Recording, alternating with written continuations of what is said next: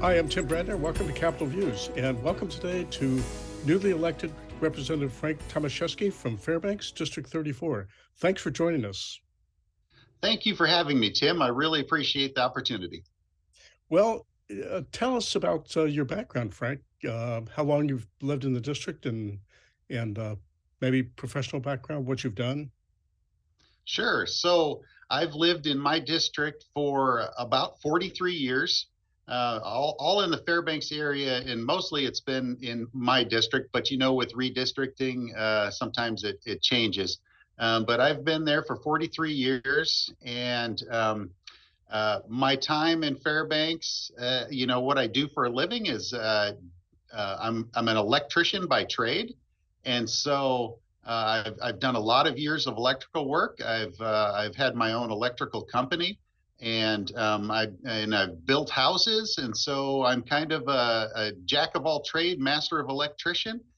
So that's been my main focus on how I've supported my family all these years. Just recently, well, I say recently, but about the last 10 years, I've been making birch syrup.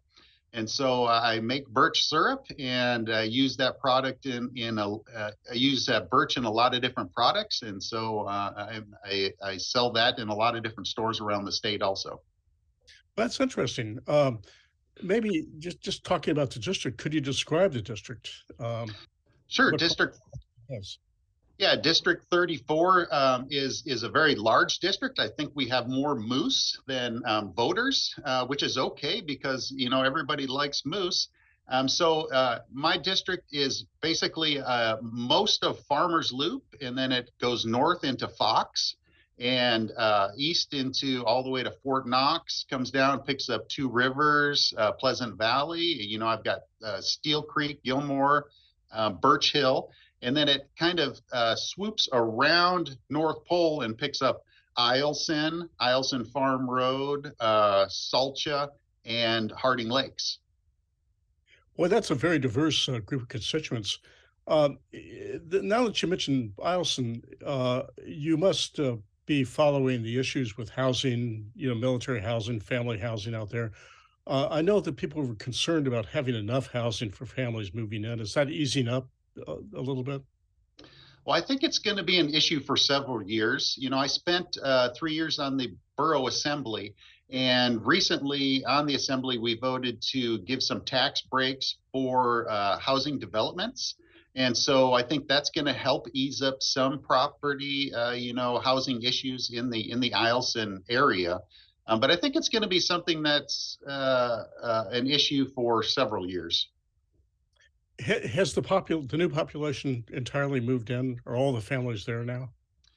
I think there are a lot who have moved in with the F-35s. I know the KC-130s are also going to be coming in, and it's kind of up to the Air Force whether they allow the families to come in with the airmen. And so that's I think the issue. When there's not a lot of houses available, then they will get to this point where they won't let the families come up. So maybe that's being taken care of, but that's an issue that happens there right now. Well, it certainly has been a boost to the Fairbanks economy. I remember just a few years ago when the community was on the verge of losing Eielson, with the Air Force talking about shutting the base down, and it's certainly a turnaround. Um, I have to ask you, being in the business that you're in, a lot of concern this year about workforce shortages and scarce labor. Are you seeing that in the business you're in, or do you have any thoughts as to how you're dealing with that? So I'm not doing electrical work right now. I'm pretty much focused on my birch syrup business, but I think all industries across the board are actually seeing worker shortages. It's absolutely, it's trades, it's teachers, it's service industry. I mean, across the board, we're really seeing a shortage in workers, and I think everyone's feeling those effects. Are there any ideas for solutions to that?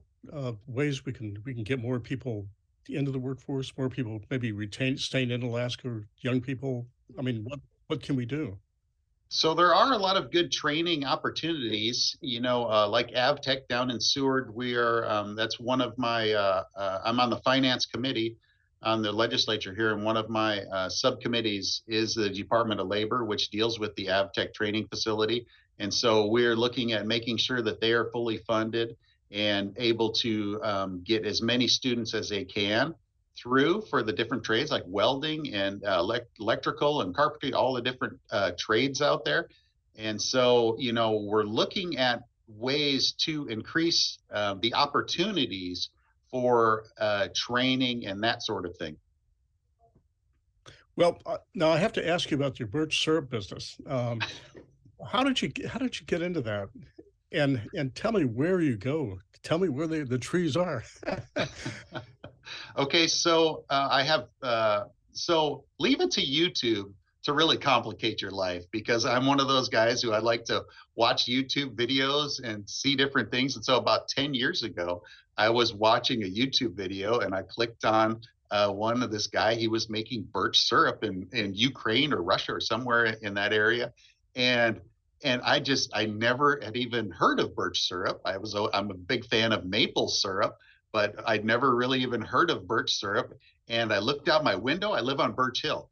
And so I looked out my window and I have birch trees everywhere. I could do that. So I ordered some taps. I started tapping my trees and making some really bad syrup in the beginning. And but it's kind of grown and taken on a mind of its own.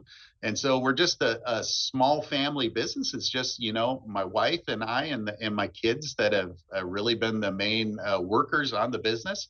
And so I tap trees. I have three different lots that I tap trees for in Fair. They're all in Fairbanks, and you can find my products in many different places around the state. Well, that's interesting. Leave it to YouTube to inspire economic development in a lot of different unexpected ways. Well, thank you for joining us today. I look forward to seeing you in Juneau and furthering the conversation. Yeah, thank you so much for having me, and I really appreciate the opening where you have a picture of Alaska land. I Okay. remember Alaska land. That used to be what it's called. Now today it's Pioneer Park. So I appreciate the Alaska land in the opening of your segment. Well, So thank you very much. thank you. Have a great day.